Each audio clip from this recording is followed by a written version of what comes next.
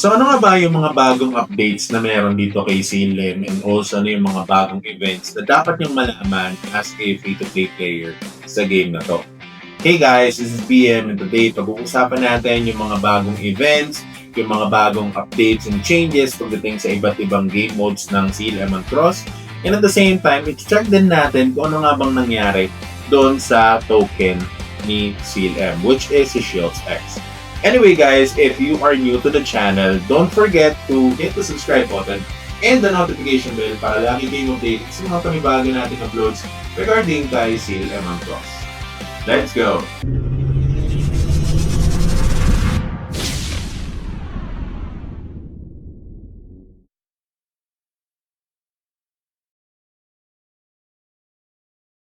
So, welcome back mga tol. No? So today, pag-usapan muna natin yung mga naging changes dito sa game na to.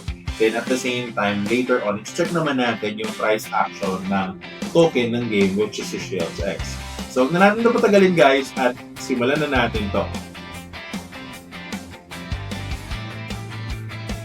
So, the first one is yung mga events. So, currently, nandyan pa rin naman yung 7-day login, yung 4-week login, yung playtime. So, hindi naman to nawawala usually sa Silem and Cross. But, ano yung mga bago? So, the first one is the roulette mission. So, yung roulette mission, tatapusin nyo lang naman yung mga missions na yan, which is very, very easy to finish. And then, in return, makakakuha kayo ng roulette tickets. Okay? So, you can see here, you can get a maximum of 5 roulette tickets to be claimed. So, once you claim it here, magiging available siya sa mail, and you will be able to use those tickets to play the roulette event. Okay? So, dito may mga makukuha kayong items to either upgrade your garter or pwedeng yung combo skill nyo, pwede rin yung couple XP because of the couple XP bottle na makukuha nyo dito. You can also upgrade your pets because of the food itself, and at the same time, mga summon tickets as well. Okay? Now, you can spin 10 times. Pwede nyo ipunin yung ticket nyo bago kayo mag-spin. Okay? Para higher chances na makakuha kayo ng mas magandang premyo dito. Usually, kung ito 10 spin yan, usually, minsan makukuha nyo dyan 3 summon tickets. So, natry ko na rin naman siya. So, pretty much, mas okay na ipunin siya kaysa yung isa-isa. Okay? Anyway, aside from the roulette event, okay, meron ding Dimensional Rift Conquest event, wherein you are tasked to actually kill the bosses in the Dimensional Rift. So, wala kayong idea kung ano yung mga Dimensional Rift bosses na yon. Nandito siya sa dungeon, and then dito sa boss dungeon. Makikita nyo dito guys yung Dimensional Rift mode. So dito, itong 4 na boss yung tinutukoy dyan sa quest na yan. And once you clear this completely, you will be able to get the shield shranking points. So papakita ko sa inyo dito yung shield shranking points na makukuha nyo sa event. So events and then dimensional range. So pinakamalaki is gonna be the 2,000 shield shranking points. So itong shield shranking points na to, one time lang to.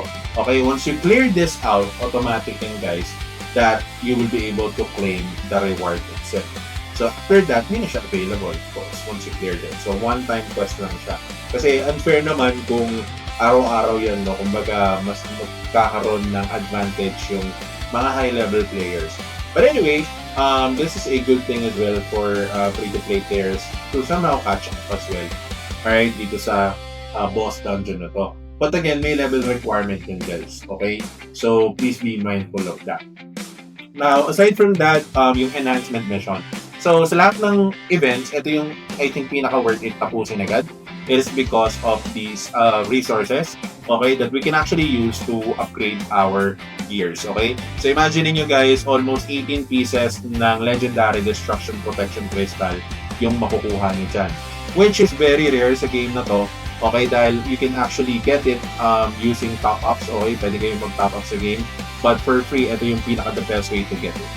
Okay? So, I'm not really sure if this is tradable, which is, I think, in debt. Okay? And also, this is only 1 per account. Okay? So, kung natapos nyo na yung mission na yan dito sa account na to, hindi na siya magiging available dun sa ad character niya. Kasi same account siya. Pero kung may multiple accounts kayo, then you can finish it. I'm not really sure if you can use the upgrade materials dun sa tradable item and kung mare-restrict ba siya.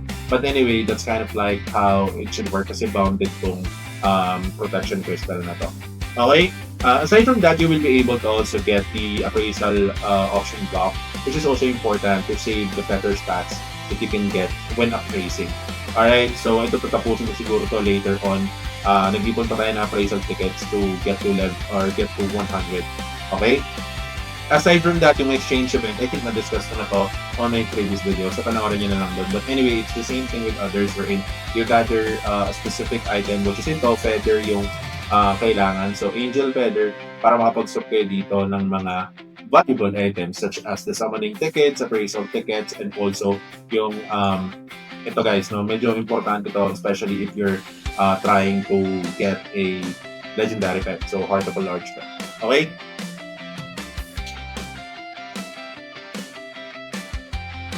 So another changes na makikita nyo dito at mapapansin nyo sa UI ni Sila Emang Cross would be the indications on where you will be able to get the shield tracking points. Now, if you actually go to the menu button, guys, makikita nyo dito na mayroong maliit na logo on the left side, okay, which is a logo of the shield tracking points, indicating that you will be able to get shield tracking points on this mode. For example, sa Shields Pass, makakakuha kayo sa Daily Pass Missions and Season Pass Missions as well. Naka-indicate yan here dahil may logo siya ni Shield Tracking Points. Now, in terms of the dungeon, okay, so go back tayo here. Then dungeon, balik sa dungeon guys, yun na pinindot ko. Okay, so dito naman, pag check nyo yung boss dungeon, makikita nyo dito na may indications din ng Shields Ranking Points. Okay, so I'm not really sure how much Shields ranking points you can get sa Dimensional Reef, but I think it's the same thing with the Tower of Sage as well. So dito, you will be able to also gather Shields ranking points. I think it's gonna be depending on what's your rank or your progress sa Dimensional Reef, guys. Okay? Now, aside from that, you will be able to also get Tower of Sage Shields ranking points as well. So dito sa rankings, makikita nyo dito yung sa reward info that there are gonna be rewards. And these are already nerfed as well. Okay, so kung mapapansin nyo, bumaba na yung rewards dito sa Tower of the Sage. Dati 14k yung rank 1, ngayon 1.4 na lang. So I think they removed the 0 on the ending of the previous reward and adjusted it para at least makahabol pa rin yung mga bagong players. But the thing is that the rewards for the Shields ranking points are only available, guys. So, below level 101 rank, okay, may nakukuha pa rin na Shields ranking points. But they change it because, of course, para somehow maging mas competitive yung progress dito sa Tower of the Sage dahil nagkaroon din ng nerf in terms of the, mobs na meron dito sa loob nito. So, mas madali na siyang ma-clear. So, ang laban na lang dito is kung sino yung pinakamatyagang tapusin si Tower of Sage, no? Pinakamataas na floor na ma-achieve will definitely get the highest reward of this month. Okay? So, ayan. Now, in terms of the field boss, dito, lahat naman ng boss na to, guys, makakuha ka ng Shield ranking points. But as you all notice, guys, may bagong update sila na ginawa dito wherein contribution, accumulation, and reward acquisition are not possible outside the boss recommended level range. So dito, may naka-indicate na dapat level 30 or higher. Dito naman sa Golden Boots, dapat 35 or higher. So before kasi guys, pwede kayong pumasok dito sa mga to nang mas mababa yung level nyo than the recommended, just to get the Shield tracking points. But they change it kasi nakikita nila na ina-abuse to ng mga bot users or yung mga nandadaya pagdating sa game na to, which is pretty good. Alright, but I think there's gonna be an edge on the early players of the game. Of course, kasi nauna sila and also malakas na yung mga character nila. So, yung mga bagong papasok pa lang dito, may iiwanan talaga sila in terms of the Shield tracking points. At the same time, if this is also one of the things that they put in, okay, possible din talaga na yung mga newbies, bago makahabol, it would take really, a lot of time. Alright?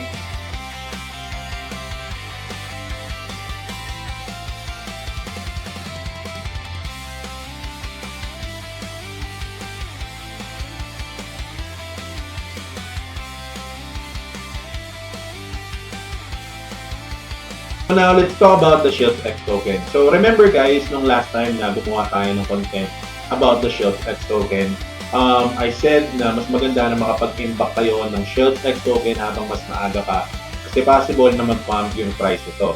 And it did happen guys, no? Nangyari talaga siya. Okay, dahil nung time na na-review natin to, nasa 0.08 or mga ganun yung presyo niya, no? nasa 0.08 lang yung price niya.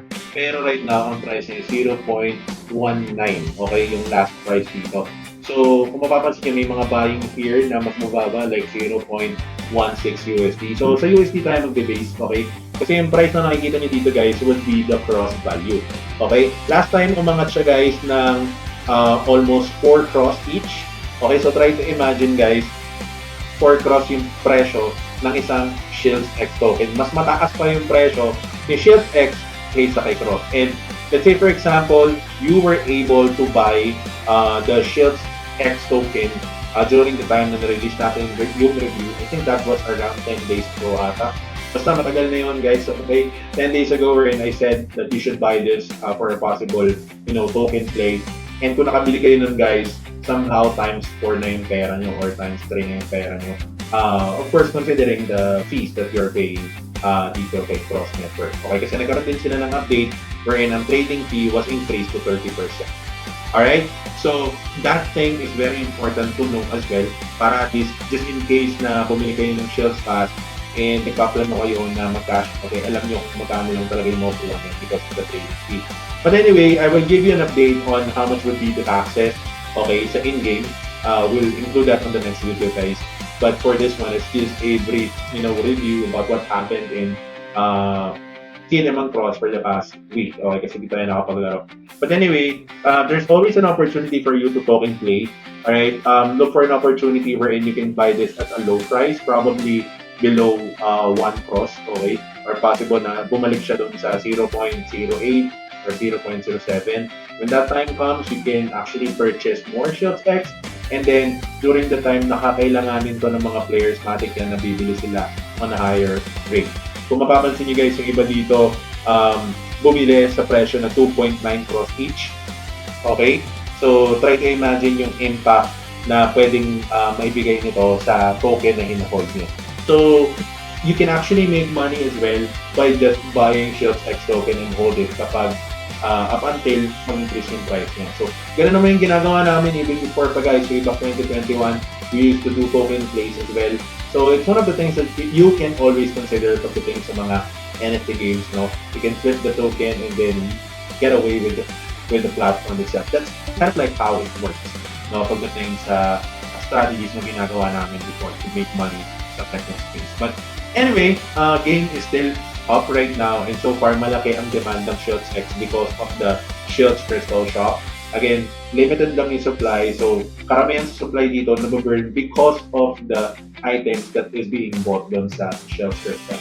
So basically, the prize token are maintained by the shop, and sana maglabas pa sila ng mga ibang items na mabibili sa Shields Crystal para mas magkaroon pa ng burning mechanism yung Shields Crystal, which means that the Shields X token is going to pump up as well. So, I hope meron kayo naiintindihan dito sa video na to, guys, and sorry kung medyo matagal tayo hindi nakapag-upload. But anyway, thank you so much again for your time. This is DM again. And nyo na, peace out.